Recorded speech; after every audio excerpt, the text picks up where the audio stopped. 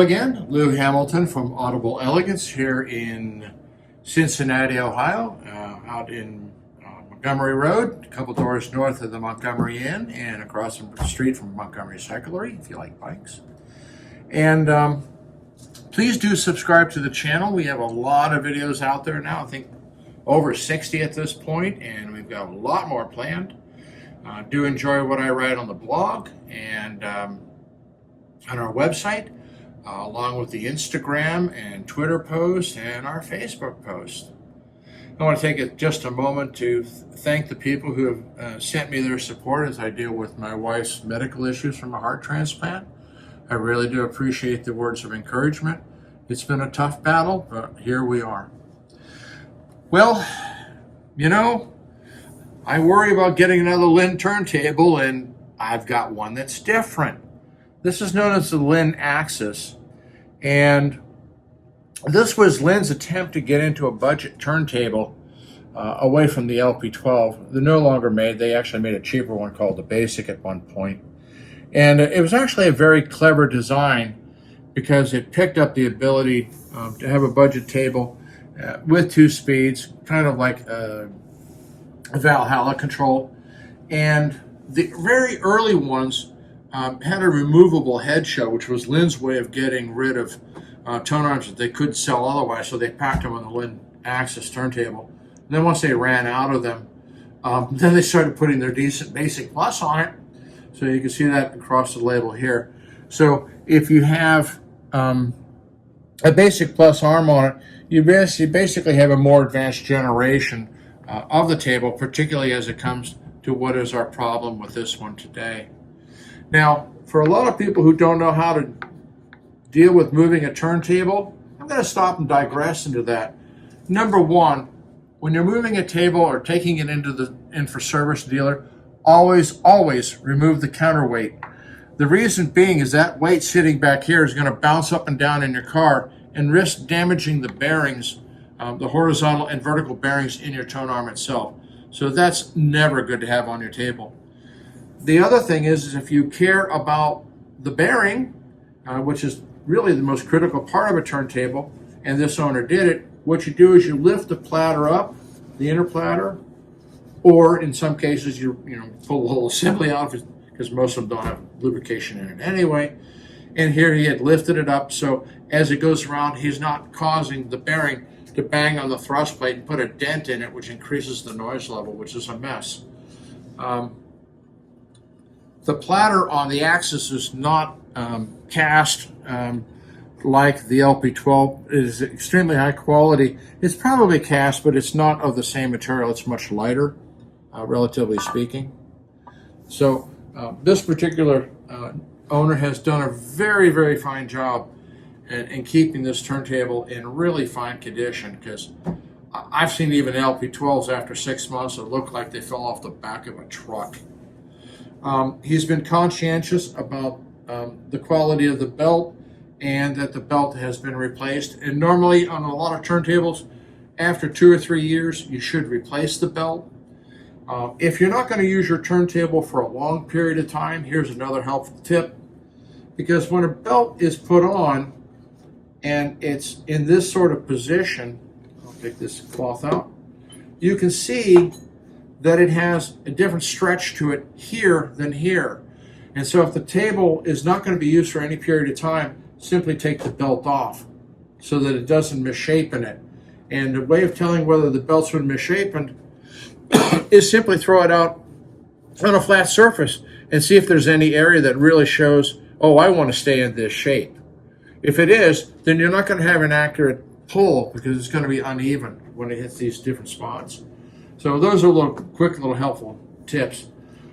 This table's come in for me to look at because fundamentally this power supply, which uses a couple Class A amplifiers, very clever design, this is no longer available. And so you actually have to get into taking this board out. In other words, you disassemble the table and take a look at a number of different things. What I was really delighted with when I started the inspection on this one, because sometimes I see these things and they're just dead as a doornail, is that when I try to power it up, she doesn't spin as it should. But if I give it any sort of movement, you can feel the motor itself. It's wanting to spin, but it doesn't have the current to do it. So that tells me to go in and look at some of the capacitors on this board and check some solder joints. And there's some really lovely reviews, service reviews in England that talk about the different points of that board to try to resolder and check the capacitors. This slow speed, by the way, is one of the hallmarks of a failed Valhalla board. Let me grab one of those and I'll show you. So here's an older Linn Valhalla board, and there's different generations of this thing, and I'm not going to get into it. But what's very common is that these three primary capacitors essentially failed to stop working. And then the other part where things can go wrong is you have all of these capacitors here. You have to go underneath and start checking to make sure that those solders are still correct. Matter of fact, I talked about a Ford Motor Company having a problem with solder joints. Well, the same thing can happen on Linn Valhalla boards. So hopefully, I'm going to go into this thing and I'm going to be able to touch the solder joints, check the capacitors to see whether I can get them to properly work or not, and go from there.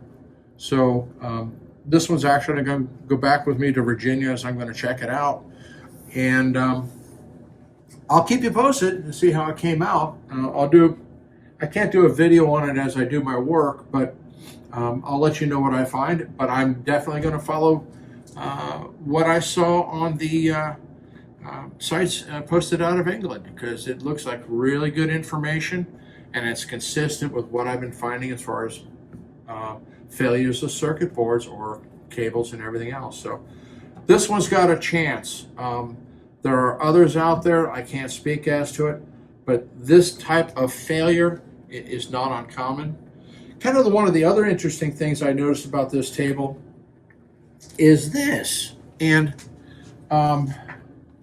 Linn ETOC, Linn Ecos, and Linn Basic Plus Arms, these cables were molded as a single piece. And at some point, say in the 90s, it was recommended to us to avoid any sort of interference between the two, to simply split them as this has been done here, up to the point where you have it tied into the base. You don't go in underneath. So this is someone who obviously got some advice from a dealer or read something, but again, the quality of it appears to be good. And that tells me a little bit about the history of the table in terms of when it might have last seen a dealer and such. So there's a lot of hope for this one, and I'll give it a wing and see what I can discover. I don't know that there's sites out there who actually can do whole boards and have a soak bed, so to speak. In other words, a dummy axis where they can continue to kind of prototype the boards out as they try to repair them. By the way, this particular Valhalla board, notwithstanding the work done on the various points and the replace of the caps, is a failure. And that's the reason I keep a Linn LP12 around, because as I go ahead and start checking these things to see whether they actually come back to life or not. And I've got two of these things that, well, all I can say is, I spent a few dollars on parts and a little bit of my time, and they're still screwed. So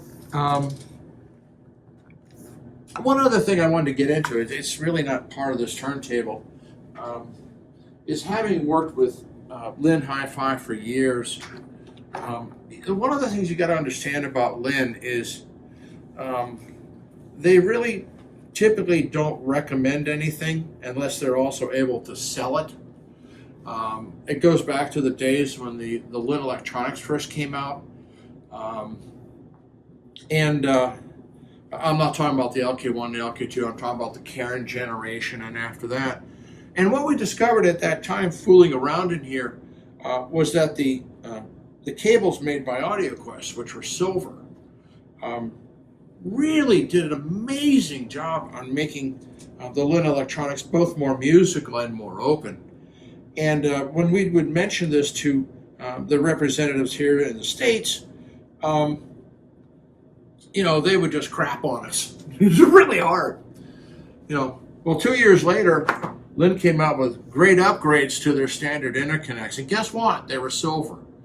So anybody who wants to start talking to me about whether Linn dealers recommend this or Linn dealers don't recommend this, because I had a couple of comments recently, you know, you really got to look behind the scenes as to whether Linn is actually making any money on that recommendation or not. And they're good. I mean, if they feel it's worthwhile, they'll do it themselves. But up to the point where they have the product and say, here it is, they'll crap on it. So you got to be really careful about the information you get from Linn dealers who are trying to really be faithful to Linn as a company. You know, and Linn does a lot of things right, but please, I mean, unless you have some really constructive information to help me along, don't hand me a line of crap that you have gone to the mountain and listened to the Savior who's just spouting off something that's been given to him on a sheet.